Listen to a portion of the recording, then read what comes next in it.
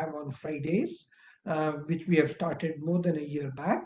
As you know, that Foundation for Economic Growth and Welfare is a policy-oriented research think tank.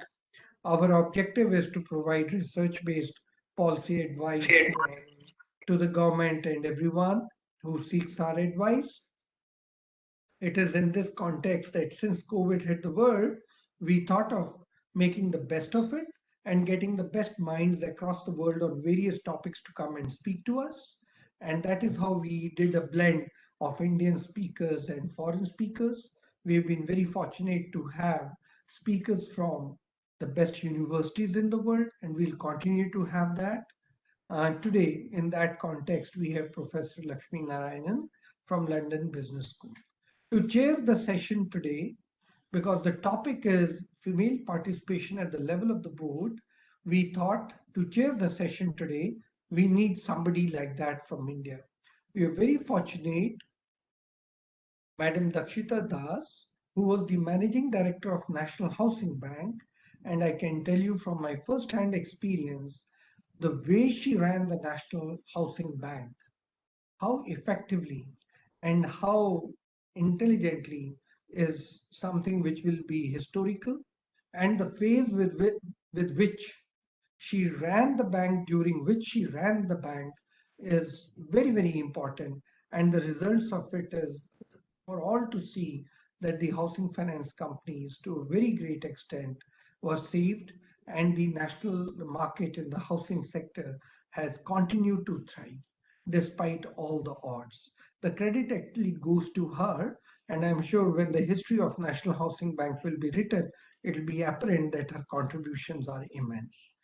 So, as the managing director of National Housing Bank, she also used to preside over the board, and she herself was in the Department of Financial Services, which handles all the banking industry in our country, and she was on the board of the Bank of India, another very important nationalized public sector bank.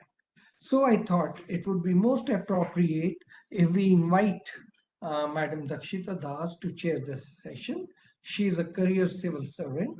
So she's been in the Ministry of Finance for many years in different stints.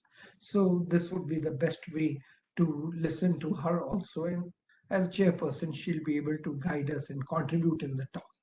So over to Madam Dakshita Das to chair the session. Thank you for those very kind words, Dr. Charan Singh. It probably makes me feel extremely humbled to hear such a, such a summary of what my career has been in brief. But today it's all about Dr. Naarayanan's research and a very germane topic. If I may take a minute of everyone's time, it has an immense amount of topicality because this week a lot of us opened our newspapers to hear the finance minister state that women are reluctant to join on boards. And that was a very interesting statement made, I think, on Monday or Tuesday. And she said that, well, I've also been reaching out to so many of them and they are reluctant. And that's where, Dr. Naarayanan, your research plays a very important role. Your credentials are absolutely impeccable in this sense. Just briefly to give a summary of your credentials, Dr. Naarayanan joined the London Business School after completing his PhD in finance at the Hong Kong University of Science and Technology. Basically, his research interests lie in empirical corporate finance, including corporate governance, financial intermediation, and law and finance. His research has been good and it has won several awards for him, including the Moskowitz Prize for Socially Responsible Investing, European Investment Forum Research Prize of Cambridge, Trefts Award, USC Marshall School of Business, amongst others. His work has also been featuring in leading media outlets such as the Financial Times, Forbes, Oxford Business and Law, and the World Bank. So that's a very important type of a huge sectoral influence you carry. I must inform you, Dr. Naarayanan, that way back in 2004, I was one of the co-authors of Gender Budgeting in India, where we had depended heavily on the World Bank reports and also that of UNIFEM. that's a different story altogether. But should we start with you, and would you be sharing a presentation with us, or would you like us to hear a few opening remarks from you about your work? First of all, thank you so much, Professor Singh, for giving me this opportunity, and thank you so much, Madam Dakshita, for kindly introducing me and for chairing this session. I think there's a lot more for me to kind of learn in this session. So I do have a presentation, and I was talking to Professor Singh before this. What I can do is I have a set of slides I can talk about maybe 30 to 40 minutes, and please feel free to kind of chime in along the way, and then we can also stop after that, to kind of take questions from the audience, or if people want to discuss stuff. With that said, I'll probably share my screen and try to see if everyone can see my slides. Let me just quickly check how I can share my screen. Okay. You'll have to pardon me. I present a view. Yes. Okay. Can everyone see my screen and hear me well? Yeah, you're clear, and your screen is very clearly visible. Okay, fantastic. Thank you so much. So, yes, thank you so much. So, I am looking forward to this opportunity to kind of talk about this work, which I think is very relevant to the audience here today. And this is fundamentally thinking about, the role of gender quotas on corporate boards in the context of, India.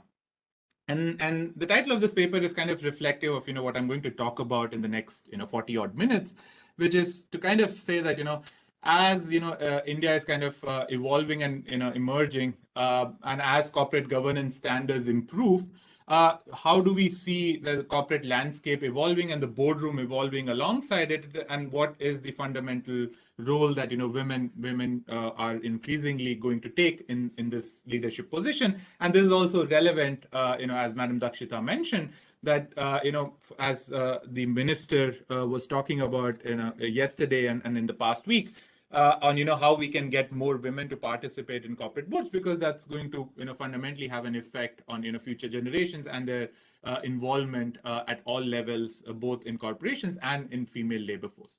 So I'm going to talk about this particular work, which is joint with Casper Nielsen, who's at the Copenhagen Business School.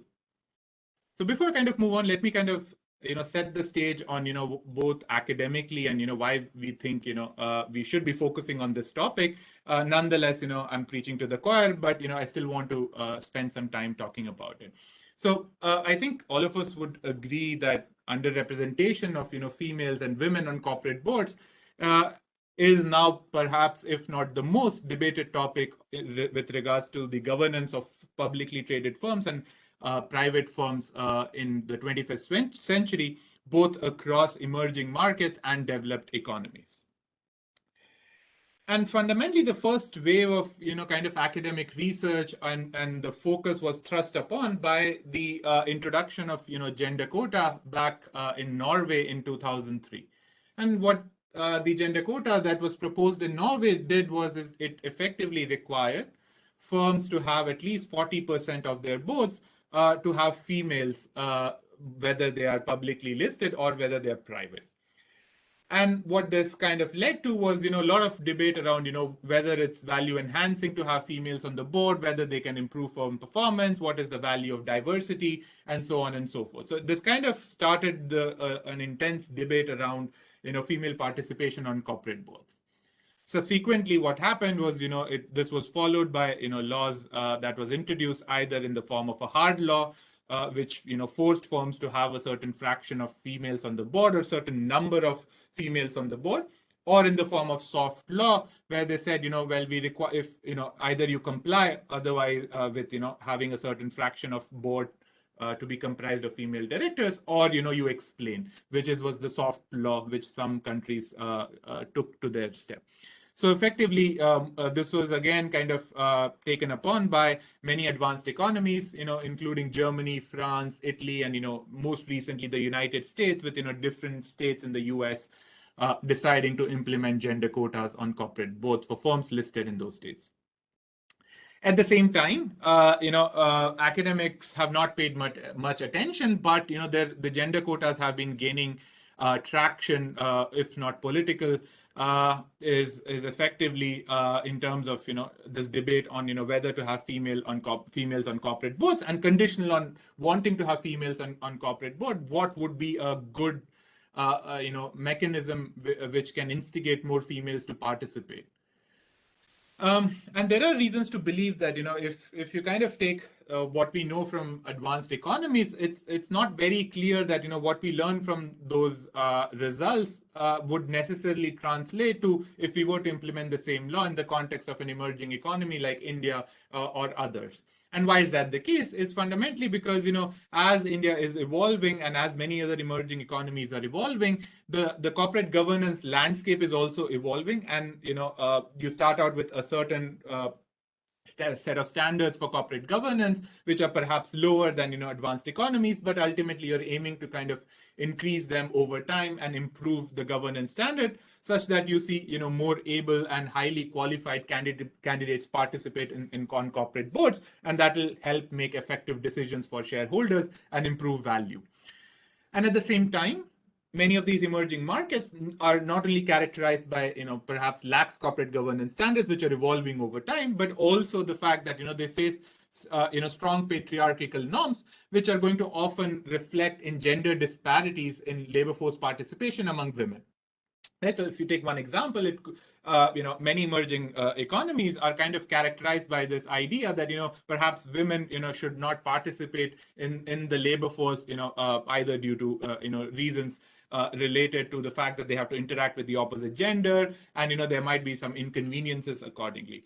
And if such strong patriarchal norms kind of are going to impede females from participating in the economy, that means that you are actually missing out on well-qualified females who could actually improve firm value and can generate value in the economy in terms of economic growth. And you don't really want that. So what we are going to do in this paper is we're going to kind of take that view in the context of India and try to understand, when India introduced the gender quotas, how does the introduction of gender quotas interact with this idea of strong patriarchal views among the male directors of the board, going to whether it is going to deter these firms from having more females on the board, and what is the concomitant effect on the quality of the marginal female director on these boards. So that's the view that we are going to take. Now, from a corporate governance perspective solely, and this is an academic perspective, which is also, relevant for policymakers, is to think about, what can the introduction of gender quotas do for female labor force participation? So on the one side, you can think that, hey, if there were no frictions in the economy, and if you force firms to hire more females in the form of a gender quota, it's actually an effective tool to diversify and deepen the talent pool for corporate directors, right? So if earlier only males were participating in the economy as corporate directors, now you're forcing women to also participate, then firms will benefit fundamentally because now they can tap into a better selection of directors in the form of females who can contribute to value increments at the firm level. And this is going to be more valuable, especially in the context of emerging markets, because the laws are evolving. And at the time as laws are evolving, if you kind of have females participating in the economy, this might have a significant incremental value in terms of females in corporate decision making. At the same time, at least much of the academic evidence from advanced economies suggests that the problem might be the opposite. The problem might be that at the end of the day, there are only few limited high quality female directors, and by forcing firms to have more females on the board, you're going to only make those highly qualified female directors more busy. So the same female director is going to sit on 10 boards, and effectively that means that they can perform less of their duties and hence contribute to value and firm performance to begin with. And this comes with this idea that females to begin with do not participate in the labor force, and this kind of is compounded by this fact that if they don't participate enough, there aren't going to be enough females in the economy to be corporate directors, and if there are not enough females in the economy, then introducing quotas and pushing females on many boards might actually be detrimental to firm value and ultimately economic growth in terms of the value that firm derives in the economy, right? And this gets compounded if you are in an emerging market, because strong patriarchal norms are already creating gender disparities in labor force market participation, and that means that a pool of highly qualified candidates that could have been available in an advanced economy would be far lower in the context of an emerging market, because females are not going to participate in the economy to begin with. And if that's the case, again, pushing firms to have more females on the board is fundamentally going to be detrimental to firm value and ultimately perhaps even economic growth, right? At the same time, not only that, the patriarchal views would affect female labor force participation to begin with, it could also be the case that, conditional on, females participating if male incumbent directors have very strong patriarchal norms, which effectively means that, they don't want females to be represented in the top corporate echelons as CEOs and CFOs and even, chairs of important committees. Then you can also see that, if you push for, gender quotas, you might see that, they start appointing company insiders or, females who are related to the family, thus limiting again the size and the quality of the labor pool and ultimately affecting the quality. Right? So it's not very clear that, you should find what effect, and ultimately it's going to be an empirical question that we're going to answer. So what we're going to do in this paper is this is the summary of what we're going to address. The first is we're going to ask this question, do gender quotas actually work in environments with strong patriarchal views? And our setting is going to be India. And I'll talk about how we're going to operationalize each of these elements. And to answer this question, we are going to unpack this in three sub-questions. So the first thing we're going to see is, how did firms choose to respond? Firms, so some firms were compliant, other firms were non-compliant. So we're going to fundamentally ask how and examine how firms chose to respond in terms of appointing female directors, around the reform. And then we are going to try to see, what was the role of patriarchal norms of the male directors on the board in terms of the compliance rate. The second thing we are going to do is we're then going to understand, whether firms went above and beyond. Those firms that had, male directors with more egalitarian views, did they go above and beyond and started to utilize this opportunity to identify good quality female candidates and expand their board size and have more females participating on their boards? And the last thing we're going to do is, given, we will kind of try to understand, what happens to females around the reform, both on boards and in terms of the overall economy of corporate directors. We want to understand whether this led to changes for women in terms of the labor market opportunities. And here we're going to look at the fact that, are women being represented more on important committees? We're going to look at, whether female director quality was affected because of this. And lastly, do we see a convergence in the gender gap in pay for directors on corporate boards? All of which allows us to say something about, improvements or changes in labor market opportunities for female directors.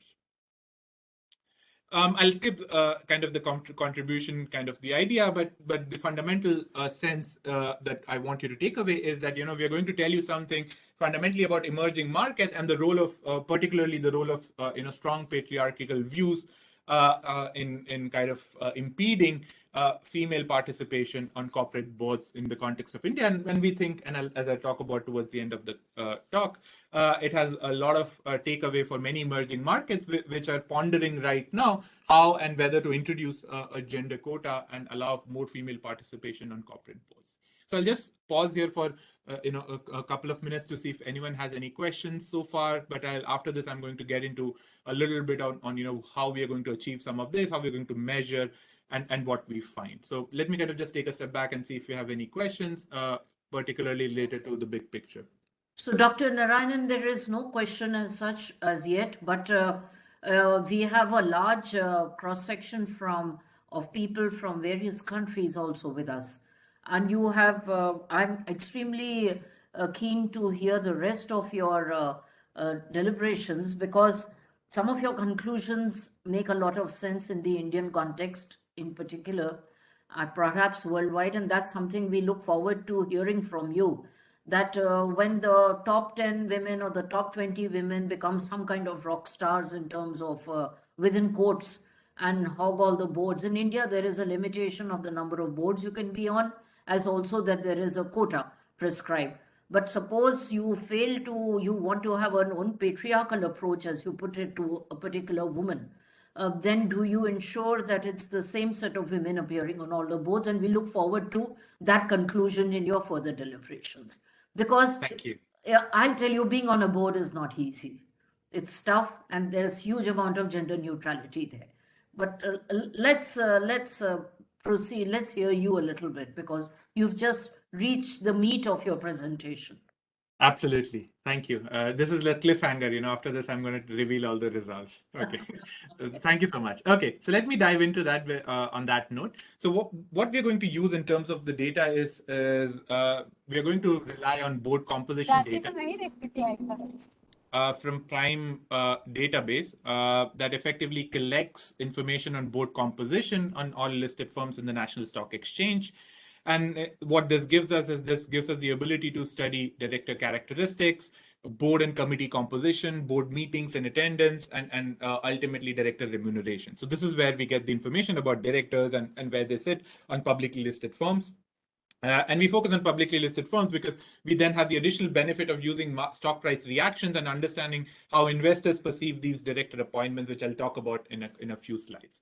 We combine this data on board composition with data from Quotas, which is provided by the Center of Monitoring of Indian Economy, which is a standard database that gives you information on both publicly and privately listed firms on their accounting and financial information and stock prices.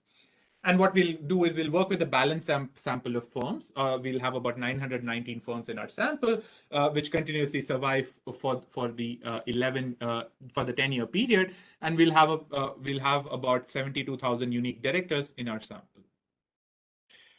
Just to kind of give you a brief idea about the timeline of corporate governance reform in India, it fundamentally started with the appointment of Birla Committee back in 1999. And subsequently, there were, many other deliberations, around that committee's recommendation, which were ultimately implemented as Clause 49, around, April 2008.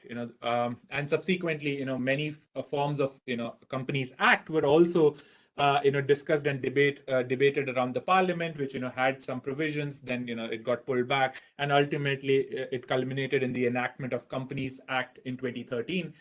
Which formally then required firms to have one female director on the board, and then SEBI took over that particular regulation, again amended Clause 49, and required firms to have at least one listed firms to have at least one female director by 1st of April 2015. Subsequent to that, there was the Kotak Mahindra committee that was appointed, for the deliberations, which then pushed for more female participation, which again led to a new recommendation. So they suggested that top 1,000 firms by market capitalization by 1st of April 2020 should have at least one female independent director, whereas the first regulation did not mention the nature of directorship. It just required one female director. This was more specific that we want to have female independent directors on the board, and we'll show you that much of the effect around the gender quota compliance date of 1st of April 2015 actually came about by firms hiring independent directors, females as independent directors in their role. So let me kind of quickly start with talking about what happened and how did investors react to the announcement and introduction of gender quota. And what we do here is we look at two particular dates. First is we look at the event date of December 2011, which is when the market was first surprised by the announcement of having a provision for female director in the Companies Bill of 2011, which eventually was passed as Companies Act in 2013. And what we do is we compare the stock price reaction on that day for firms that had a female director sitting on their boards relative to other firms which do not have female sitting at the time of the announcement. So what you see is on average in column 1, investors react negatively, but this negative reaction is equal in terms of statistical and economical significance across firms that had a female and firms that did not have a female, suggesting that at least at the time of announcement, markets did not perceive quality to be a significant factor in terms of firms' ability to hire females on board. We take the same thing, and now instead of looking at, at the time of announcement of the company's bill where this had this provision, we look at the time of enactment in August 2013, and again we find similar result, suggesting that at least by investors' perception, the idea that the female labor market pool will be limited does not seem to materialize, as seen that the difference between firms that had a female and firms that did not have a female responds in similar fashion to the announcement. So that's kind of one thing that's to begin with is very different from what we understand from advanced economies, where typically what earlier research has found is there is a significant difference between firms that have a female versus firms that don't have a female at the time of announcement, and that difference is particularly attributed to the fact that the difference in reaction is coming from the fact that investors are reacting to the inability of firms that do not have a female director to be able to appoint highly qualified women. So at least in the context of India and this regulation, it doesn't seem to be the case. Now, going back to the research question, right? So that was just kind of telling you what investors were perceiving, right? Even before the law was enacted, they don't seem to be worried about the effects on, driven by the fact that there's limited pool of female directors available to hire. Now, the first thing, as I started to set out, was our question is relying around trying to understand whether gender quotas work in strong environments with strong patriarchal views. And that means that I need to kind of set out what strong patriarchal views is going to mean in our context and how we are going to measure it. So let me kind of spend a bit and kind of explain where we get this measure. So what we do is we rely on World Value Survey, which is a cross-country survey that's available across a broad cross-section of countries, and it's also available for the European version called European World Value Survey. And there they ask this question, and here we follow the gender economics literature. And what we do is we look at this answer to this question, which is when jobs are scarce, men should have more right to a job than women. So we take the answers to this question. We know whether respondents said yes or no. And if respondents said yes, we take that fraction to mean that respondents in that country have a stronger patriarchal views and do not like female representation or participation in the labor market, right? So this question is very specific. So to give you some sense of the variation, you see that about 52.4% of the Indians respond yes to this question, suggesting that they would prefer, when jobs are scarce, men to have the job relative to women. On the other spectrum, if you look at a Swedish population, only 2% of the Swedish population respond yes to this question. Right? So there's a wide degree of variation in this measure. So we take the answer to this question for different board of directors, and we exploit the fact that on a board there are going to be people who are sitting either of different nationality, right? They could be foreign directors, or people, even though they're Indian, they have been educated abroad. So we are going to exploit these two variations. So the first variation is going to come from nationality of the directors sitting on the board, so foreign directors or not. And the second we are going to exploit the fact is whether or not, even if you're an Indian director, sorry, was there a question? May I request everybody to mute, please? Kindly mute except for Dr. Naaraayanan. Yeah, okay, thank you. So what we do is, so the second measure is going to exploit the fact that male Indian directors have been educated abroad, and we strongly believe that and there's a lot of gender economics literature suggesting that wherever you've had your education or you've spent a lot of time, kind of shapes your views. And then we are going to take average across the board. So we're not going to take the female director on the board, but we're going to take only the male directors, and we're going to average these two measures, one only for coming from male foreign directors, the other coming from male Indian directors who are educated abroad. And then the usefulness of this measure is twofold. One is it's very persistent over time, right? Because you have a lot of directors and male director composition doesn't change very often. And second is it allows us to capture variation in the views of male directors. And that's very specific to female labor force participation. To give you a sense of this, let me kind of first plot one. So what I'm doing here is the gray bar is telling you the average at the board level of the fraction responding yes based on foreign directors. So you can see that it's very persistent, at 51%. So the average board value is about 51% to begin with. On the white bar, I'm just plotting the fraction of firms that have foreign male directors, right? So we want to also make sure that this persistent is coming from the fact that there is not much variation being driven by changes in ideology or views of the male incumbent directors. And again, this does not seem to be the case here. If anything, this suggests that there is a strong persistence in the fraction of firms that have male foreign directors.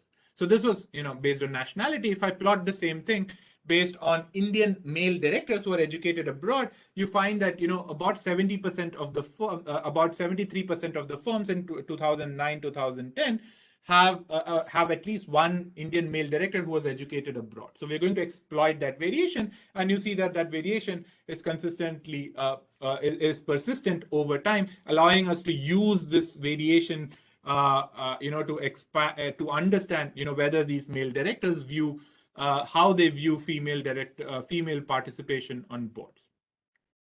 So that was the measure that we're going to use. Now let me kind of get to the paper and talk about some of the results that we have, right?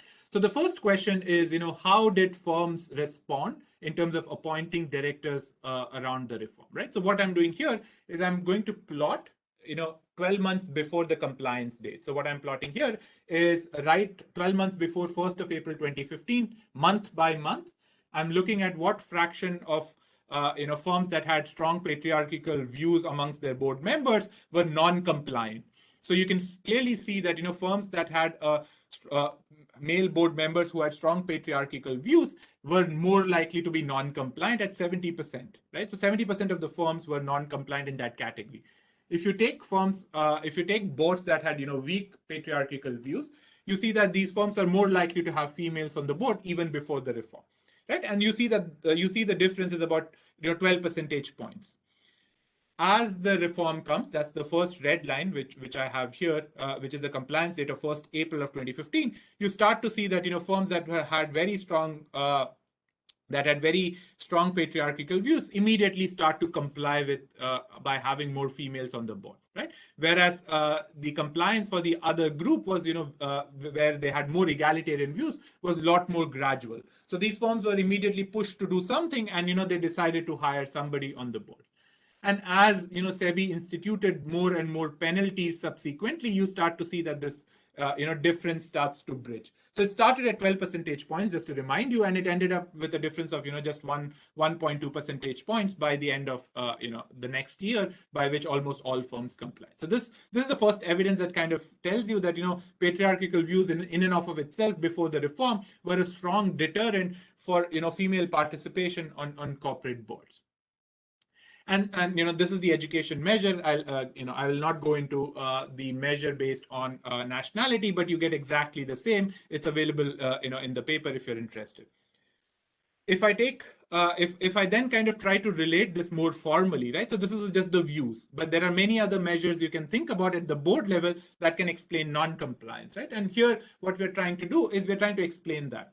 So what we are doing in column 1 and 2 is we're looking at 1 year before the compliance date, right? That's going to be 12 months before 1st of April 2015. And then by the end of 31st March 2015, we want to understand what happened. That's what is being reported in column 3 and 4. And the dependent variable is just whether you're non-compliant or not. And what we find is, if you look at male controlling shareholders, those firms that are completely dominated by or completely have male controlling shareholders are more likely to be non-compliant, right? So they're more likely to be non-compliant both before and after the reform, meaning that they are less likely to have females on the board. If you look at expert directors, and expert directors we define as those directors who have an accounting degree, a finance degree, a law degree, or are academics or do have MBA degrees, you find that expert directors are less likely to have been in non-compliance, which means that they're more likely to have female directors on their boards. If you look at the role of views that I showed you before, if you formally regress them, you find that patriarchal views are have a very strong explanatory power in terms of telling you about non-compliance, right? So if you kind of summarize what we can take away from here is firms that had male controlling shareholders firms that had fewer expert directors, and firms that had boards that had very staunch and strong patriarchal views against female labor force participation tend to be the ones who are very strongly non-compliant before the reform, and they tend to have the same pattern even after the reform. If you think about firms that were actually non-compliant at the beginning of 12 months before, how did they choose to comply? Right. So remember when I was talking about earlier, did they choose to comply by having females from inside the family participate, or whether they had insiders, whether they switched the female from being an insider to being participating on the board, and whether they also choose to expand the board while deciding to have more females. This is kind of telling you that. So what we do is we look at firms that were non-compliant 12 months before, and we are trying to understand how do they comply with the reform. And what we find is, we take the same measures. What we find is, if a firm has a foreign male director sitting on the board, they are more likely to comply by not having either an insider female participate or expanding the board size. This seems to suggest that if you have more foreign directors on the board, they push the board members to have an independent female to sit on these boards. If we take the same measures of patriarchy that we had before, you again find the result that boards that had very strong patriarchal views relative to boards that had more egalitarian views would tend to prefer to have females that are related to the insiders to kind of meet with the gender quota, right? And at the same time, not only do they hire related female, they also expand their board size at the same time. And why is this important is because there is much academic literature which suggests that if you expand your board size without any rhyme or reason, it's likely to affect firm value and firm performance eventually. Right, so these firms are not only deciding to hire females from part of the family, and those that are related, but they're also expanding the board size at the same time to account for these changes. And what we show in the paper, and I don't have in the slides here, is that this expansion leads to comes at the cost of hiring one more male director, which is both detrimental to value, as I'll show you in a couple of slides. Right, so just to kind of summarize, non-compliant firms are choosing to respond by having more insiders who are related to the family, and by expanding both sides. Now, and that way they keep the decision making as a very limited event driven by the patriarchal patriarch. Is yes, that what absolutely. And I'll show you in subsequent slides that these firms also eventually end up not allowing females to participate in important committees like audit committee and nomination and remuneration committee, and also they are kind of not promoted to CEOs and MDs of the firm. So that's something that maybe in a couple of slides I'll be able to get there. But that's exactly what you have in mind, is that these views are being a very strong deterrent. Yeah, and just one more thing, is there any conclusion that some of the recent upheaval that we've seen in the businesses in India, is it due to the fact that mostly the kind of people, the kind of women, or the independence of the directors was compromised in this manner? Any conclusions on that? I mean, we look forward to that if you have any. Otherwise, you and I'll have a one-on-one on that.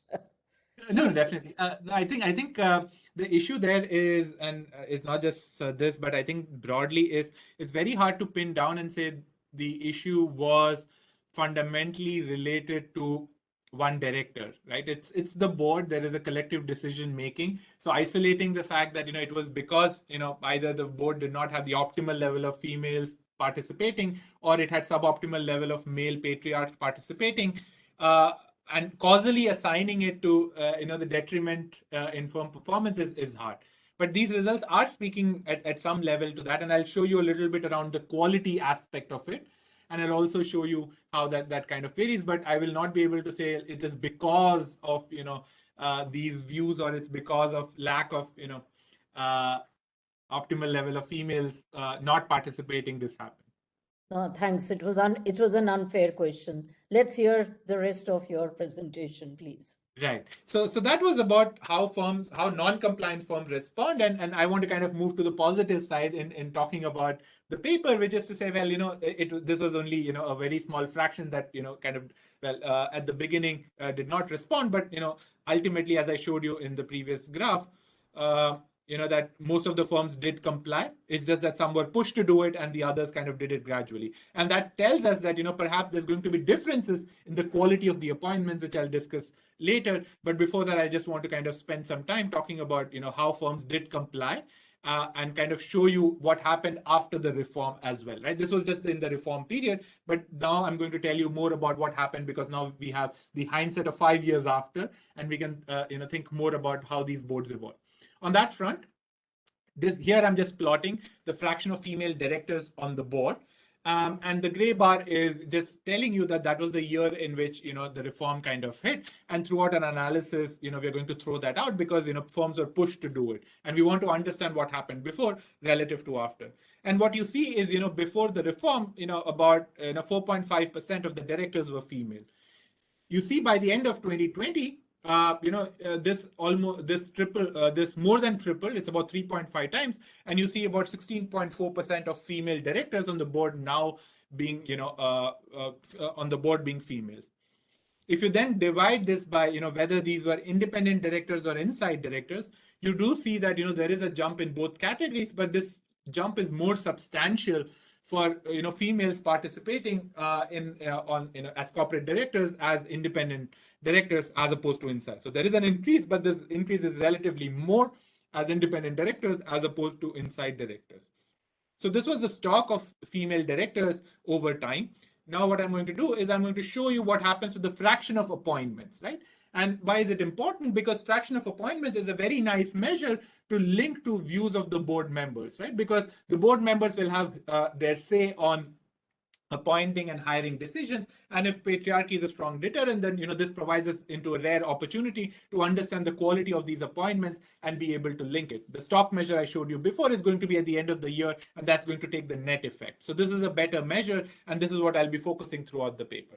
So what I'm plotting here is the fraction of appointments that are female, and as expected in the year of the reform, it jumps up to 41% because most of the firms are required to comply with the law. But what you see, and it's very interesting, is if you compare the same metric at 2009 to what happened by the end of 2020, you see again there is more than 3 times increase in appointments of female directors on the board, right? So it's not just that the boards are responding by having more females, they continuously keep having it even after the reform, suggesting that perhaps the reform catapulted more females to participate in the economy, which is very different from what we know in advanced economies. If I do the same split of appointments by whether these appointments were of independent directors or inside directors, we again find consistent evidence that much of the appointments that are driving this increase are independent directors. So females are being appointed, more of appointments are being females, and more of these appointments of females are as independent directors, right? So that's kind of telling you that many firms are also recognizing that given the law came in, it now allows them to search for better females who can actually serve as independent directors, at the same time benefiting women, because now it opens up opportunities for them to sit on many boards rather than making one female director who's effective to sit on multiple boards, which is what happened before the reform. Right? So this is kind of one positive note that we at least have in the paper that I think everyone should take away. Of course, the concern would be that, am I just appointing, or, am I just appointing and then replacing these directors by the end of the year, right? So that would be the concern. And to kind of address that concern, what we're doing here is we're just doing the fraction of turnovers relative to appointments. So the white bars are turnovers every year, and the gray bars are the fraction of appointments that I showed you before, right? So you can see that even if you take into account turnovers, you still see that the difference between these two bars is still reflective of more females entering the labor force relative to females who are exiting the labor force. Yes, ma'am. You had a question?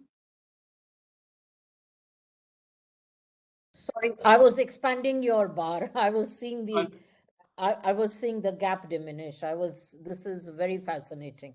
It's a very good data. Sorry, I interrupted. Oh, no, no worries. No, thank you. So as you rightly point out, the idea here is just to make sure that, it's not that females during the year, the firms during the year are just replacing females and, kind of pretending to have, more females on the board for whatever reason. But that's not the case. They're actively going out, searching for, better females to serve as independent directors on these boards, right? So that's kind of the first piece of evidence. So all of this is suggesting, to begin with and to summarize, is that many firms are appointing female as independent directors, and perhaps given the net difference, it's also suggestive that they're expanding the number of female directors who are now entering the labor market as new directors, right? So in this part, I'm going to then spend time on trying to understand, as we saw before, patriarchal views are a strong deterrent, right? And we want to understand if those views are also deterring these firms from expanding and benefiting from this new labor pool of female directors who are well qualified, which I'll show you later, to begin with. So let me kind of start with that. Again, what I'm plotting here is very simple. The white bars are telling you the fraction of firms every year who have at least 2 or more females. What the law required was firms to have at least 1 female director on their board by the end of every financial year, right? And here I'm plotting fraction of firms each year that have 2 or more, and then in the gray bar, fraction of firms that have 3 or more.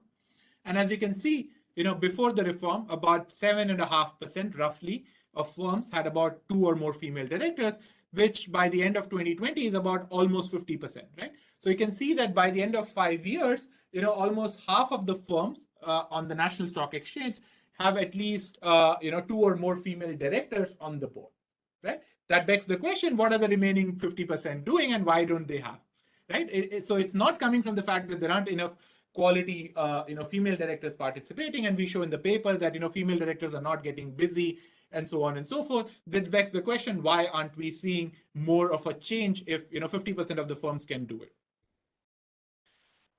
This is just a regression helping you kind of establish the same set, right? So I'm going to take the same measures that I showed you before, and I'm going to relate those characteristics to whether or not the appointment was voluntary or not. So my dependent variable, and I'm here trying to explain whether the appointment was voluntary or not, right? And I'm going to take the same measures that I showed you for non-compliance, 5 slides ago. So let me start with male controlling directors, right? So the general effect of the reform is this, which is telling you that after the reform, all firms increased appointing female directors, right? But if you look at firms that had male controlling shareholders, so all the male directors were controlling shareholders, you see that before the reform, they are equally likely. Sorry, this is going too fast. Okay, anyways, let it be there. But if you look at the interaction term, which is post interacted with male, you see it's negative. So what this is telling you is that firms where you have all male controlling shareholders are less likely to appoint female directors voluntarily. So now it tells you that the 50% who are not appointing, roughly, are those firms that have all male controlling shareholders. If you look at expert directors, you find that expert directors are, if the firm has a lot of expert directors on their board, they're more likely to appoint, right? So those firms that have fewer expert directors on their board are less likely to appoint these females. Again, foreign directors, you take, if the firm has a lot of foreign directors on the board, they're again likely to appoint female directors voluntarily. And if we interact this with the measures that we had about patriarchal views based on either nationality or education, you find this strong negative correlation. What is that telling you is that firms that have very strong patriarchal view, right, on their boards after the reform were strongly opposing hiring more females voluntarily relative to firms that were that had more egalitarian views. And this effect is very economically significant. So just to give you a sense, this is about 17 percentage point increase. So if you were to take a board that was completely, had a very strong patriarchal views or the strongest patriarchal views, and you were to push it to the weakest patriarchal views, you'll actually get a bump of about 17 percentage more likelihood of female directors. To give you a comparison, the baseline probability is 11. Right, so this is like more than 100% increment that you would get in terms of having more females participate in the economy. Right? So this is a very strong evidence that suggests that these views at the board level are a very strong deterrent in allowing female representation on these boards. And these comprise half of the firms, roughly half of the firms on the National Stock Exchange by the end of by the end of 2020. Okay. Dr. Naaraayanan, we are already 6:53, so, and we have a couple of questions. I think we are now towards the end of your, Okay. Let me just kind of talk about these three things, and then I'll go to the conclusion slide. So the other thing we do is, of course, we want to understand what happens to the opportunity of for female directors on audit and remuneration committees, and the answer is we find that women on these boards start to become more are more likely to be appointed as both members and chairs of these committee. We find that the quality of the marginal female director who's been appointed is very similar as compared to the male director who are appointed on the same board at the same time. So we don't find that firms are giving up on the quality of the female directors to voluntarily appoint them on boards. And lastly, we find that there's a significant convergence in the gender gap in director compensation, meaning that before the reform there was a 30% gender gap. So if I were to take that one slide for everyone's this thing. So if I show you, so before the reform, you find that there is a significant, there is a 30% gender gap for female sitting on the same board compared to male handling the same responsibility. You see that by the end of the reform, this becomes almost close to zero. Fascinating. So and this holds even after you control for the women who are sitting before on the board, allowing for the fact that you account for director quality differences. So I'll just stop there. So decision making was equal, but the remuneration was not equal before the reform. Before the reform, and by allowing more females to participate in the economy and well qualified females to participate in the economy, it improved. It had a very positive effect in terms of reducing the gender gap in remuneration, at least on public firms in India. So, Great. So that's all I have. Sorry for going over time, but I'll take any questions if you have, and I can stop sharing. Yeah, madam, I want to ask one question. Like, yes, sorry, Dakshita Dasji. Can you introduce yourself, sir? Yeah, I am Professor Ashok Vishandas. I'm director of EGROW and also professor of applied economics in Indian Institute of Public Administration. I must thank Lakshmi ji for a very masterful exposition. It's a very, very rich discussion on this.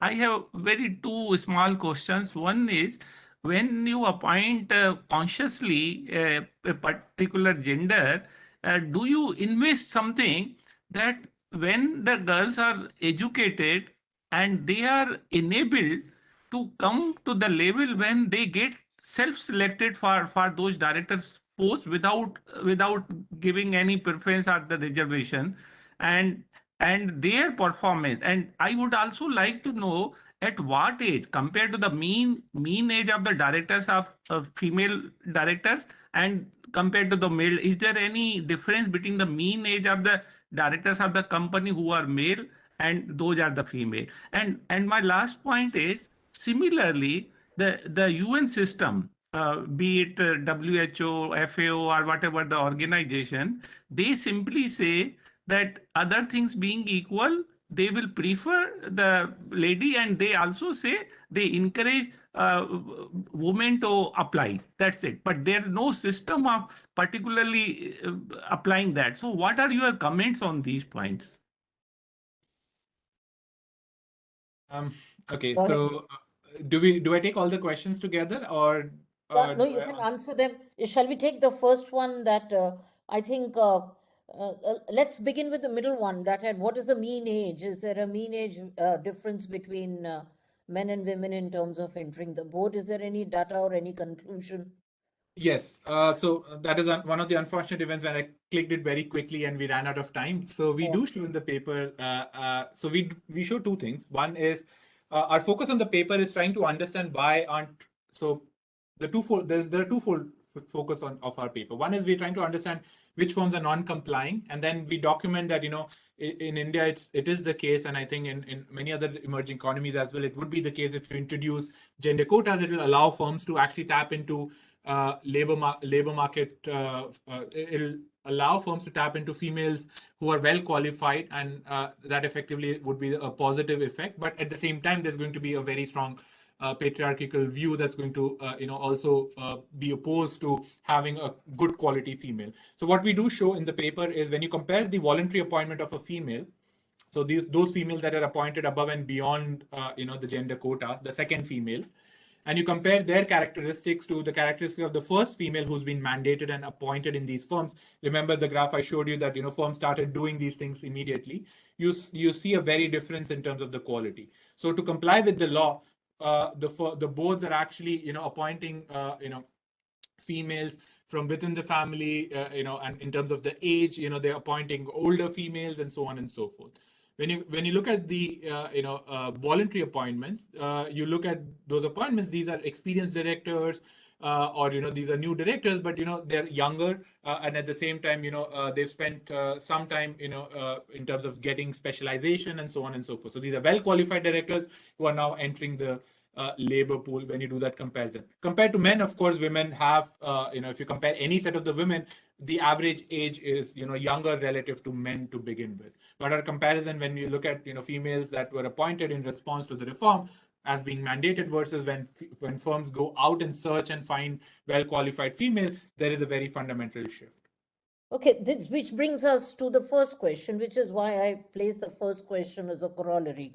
First part of Professor Ashok's question, which I'll rephrase in a little bit, which he spoke about girls getting educated. So in a sense, what he means, I presume, unless I stand corrected, that when they are educated, then there is a self-propelling mode by which they enter boards because of their own credentials. And you don't need the so-called kind of a reservation is the word he used, or this kind of space which the government forcibly earmarks and puts a penalty on companies. I know I have fretted enough trying to organize women directors for fear of a penalty from SEBI. So I think that's a very general, I'm sure, as and when women get educated, and as you said earlier, as in when they get qualified, there is going to be an automatic entry of... Right. At the end of the day, it's the value they bring to the board, I think. Absolutely. And so I think it's too early to speak about the fact that, how gender quotas kind of lead to a pipeline issue, which is, I think, what all of us are trying to understand, that, if, you see more opportunities, as corporate directors, that's going to kind of create more pipeline as, women would want to have more, education, more participation, etc. Yeah. I think 5 years is too early to answer that question, and even 20 years would be too early. But what we do have in the paper, and what I would like to also highlight is what we show is that, when you try to look at female directors who enter newly at the time of appointment, you do find that, the stock prices actually respond negatively at the time of announcement, but that's to their experience. But as they gain experience, the gender gap in remuneration goes down and stock prices become positive to their announcement on other boards. That's right? So interesting. That's really... That tells you that, at the end of the day, if you think about investors, they really are caring about, as you rightly said, in terms of, bringing value to the board, right? And clearly investors are, paying attention to the fact that, if you become experienced, you can bring more value. And as you bring value, everything kind of goes away. So meritocracy kind of, at the end of the day, does eventually pan out. And I think that's perhaps the ultimate goal where, we want to reach in terms of, having more participation. So Dr. Naaraayanan, I'll tell you one thing. A board paper is a gender neutral paper. Eventually, whether or not there is a male or a female, there is a lot of risk involved and a lot of knowledge. So your point is valid, that the experience you gain and what you bring to the table is eventually which is going to organically, result in a better appreciation. But if, can I just raise a question? There is Shabana Hamidi has said, do board gender quotas affect firm value? You've just given a reverse answer, that initially the share prices come down. Right? Oh yeah, so that was my first slide when I showed that, what happens to firm value at the time of announcement. So, firms do respond. So it does affect at the point when the announcement was raised negatively, but it's no different for firms that had female versus that had no females. Okay. So in that sense, it does affect, but that is an aggregation of many things, right? Because it's telling you a lot about expectation of regulation, this, that, etc. Which is why we rely on stock price response to director appointments. And that's more informative because then it allows you to pinpoint what's the market's assessment of the value that the individual brings into the firm. And there, we have a lot of, work that, we've spent in the paper. And I'll encourage, if you're interested to read more on, different dimensions. So one dimension is if you look at, related directors, they are less like, so market reacts more negatively to, related director appointments. So market is very good at, on average to figuring out, what's the quality that comes from each of these characteristics that's associated with the director. Okay, then there is another one about if more women appointments in the board, instead limiting quotas for women on board. I presume what they mean is that why have a quota? But I don't think any company is bound to only restrict it to a representative woman. If they find qualified people, then I'm sure they'll, Yes, and that's precisely what we show in the second part of the paper is that the voluntary appointments go up for half of the firms, right? So the moment, so the way we are thinking about this is the following, that, as gender quotas was implemented, firms are, some firms are scrambling to find somebody from within, whereas other firms are, slowly looking out for, well-qualified directors, but, they do that once they've appointed the necessary female, and then they slowly kind of use that experience with their directors and director networks to kind of then expand their boards and benefit from this quota, which effectively in one way is tabling discussions about diversity, if you were to think about it, right? And some boards are more pro towards it, which are the more egalitarian boards, where male members have a lot less patriarchal views, whereas those boards that have very strong patriarchal views just stop by complying with the minimal compliance with the regulation, saying we are going to appoint somebody who's related to the family, and we are just going to be with it and done with it.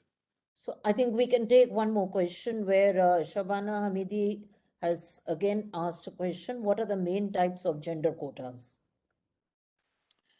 So as I mentioned at the beginning, there are two types of gender quotas. One is the hard law, where the government says, the mandates that you have to have a female director, and then there's a version which is the soft law, which is comply or explain, where the government kind of nudges and says, hey, we want you to have a certain fraction of your board in the form of a female director. So take for Denmark, for example. So it says, I think you need to have 33% of your board to be female directors, but if you don't have, just explain to us why you don't have. And that's kind of the soft law. In the hard law, there are two variants. One, it says, you need to have one female director on the board. So it tells you the number of female directors you need to have the board, which is the version in India, relative to the version that was in Norway, which says 40% of your board should be female directors. Right. So that brings in another, and thanks for highlighting this, that brings in another important trade-off, right? So a 40% board is a gender equal board. One female board is a gender diverse board, right? So there is this potential trade-off between faster transition to a gender equal board relative to a slower transition to a gender equal board, but starting from a gender diverse point. Yeah. And what our paper is also kind of highlighting is that if you start from that point, especially for many emerging economies, as we have a broad audience, perhaps that's better because that allows the benefit of expanding the labor pool in the long run, and that can benefit a larger set of firms as opposed to constraining firms to be gender equal immediately and then perhaps restricting the supply of female labor force. And this goes back to the previous question that over time you can also benefit from developing your corporate pipeline and so on and so forth. Well, that's very interesting. Again, by the way, we also have one comment. It's not a question where the starting line is interesting, just the way supporting males is patriarchy, supporting female leadership and getting them anyhow just for the sake of it is a part of a theatrical political alignment called matriarchy. I like that because obviously I know that ad, no, you come a long way, baby. I mean, that's what it's going to be. Eventually, we are going to have to understand that there was an intention of the government and your entire analysis is based on the policy impact. It's not something which is a matter of advocacy. It's a matter of having a policy impact, a study of the policy impact. And I would say that, yes, this is a very interesting study because it proves that one of the decisions taken by the government has had a visible impact so far as board compositions are concerned. And but there's just one thing I want to say, that there was that slide where there were those two bars about women leaving boards, perhaps, Yes. one way, right? I want to tell you that I think it does bad for a company if they change too many independent directors. So pretty much it's a marriage which is there for at least a couple of years, if not more. Unless, of course, Absolutely. there is a voluntary walkout. I have. Okay, fine. She says, Shabana said, thank you, got it, thank you. But I mean, since we are really out of time, and it's a very interesting subject and very close to my heart. I mean, at some stage, perhaps we can accept the fact that this is a policy intervention which will lead to more neutral people coming onto the boards. We'll Right. move away from mom and pop boards to, seeking Right. somebody from the outside.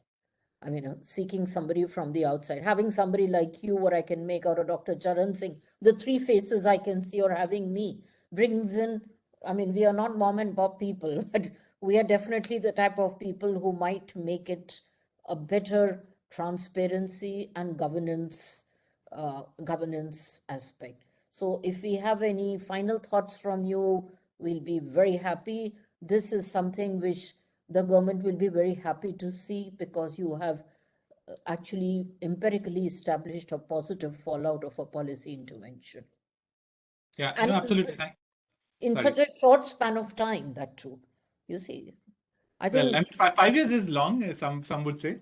well, I think SEBI did it by fining everybody ruthlessly.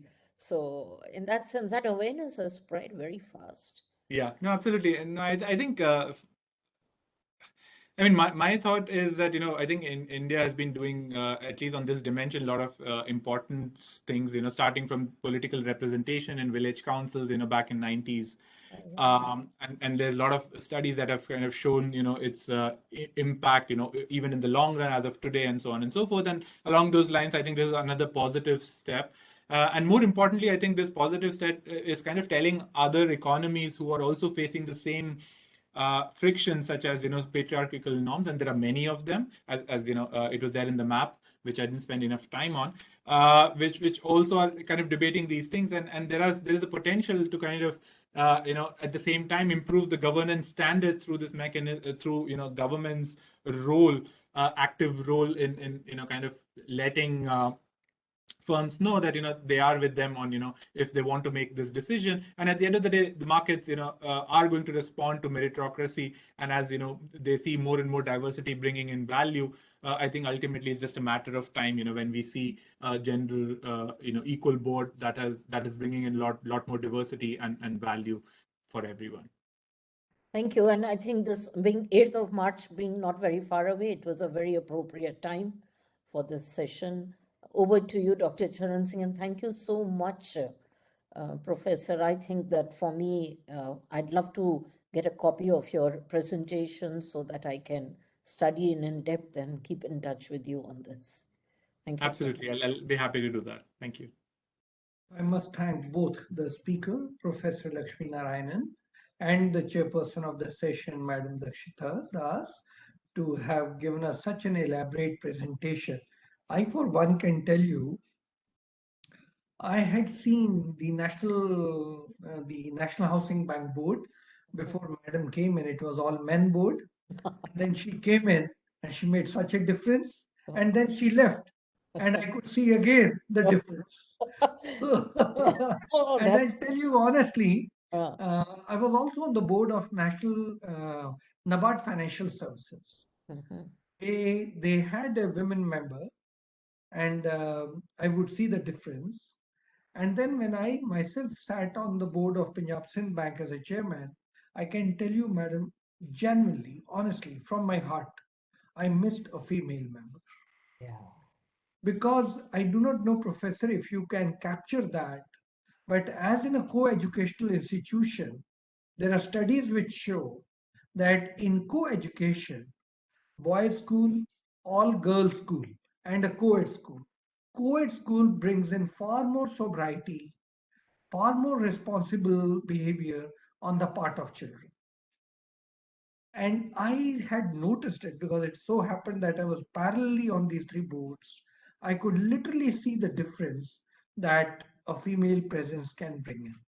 Now, because it's a male oriented country, male oriented boards, so I'm talking of a female presence. And if it was a female dominated board, probably I would have felt a male presence is essential. Right? So, from the angle of purely from the angle of balancing the views or behavior or getting the best, I think it's always better to have a mixed board.